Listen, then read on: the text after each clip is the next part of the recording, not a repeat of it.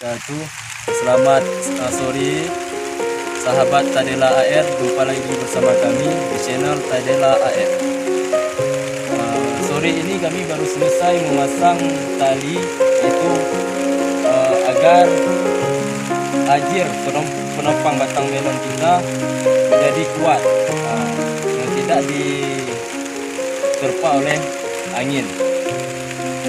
Usia batang melon kami untuk hari ini tepat usianya 3 minggu. Untuk penyemprotan telah kami lakukan sebanyak 3 kali. Sebelum kita lanjut lebih jauh, jangan lupa like, comment, and share. Jangan lupa juga subscribe-nya. Bantu kami agar lebih bersemangat menyebarkan konten-konten bermanfaat seputar pertanian. Ayo langsung saja kita telusuri lahan melon kita.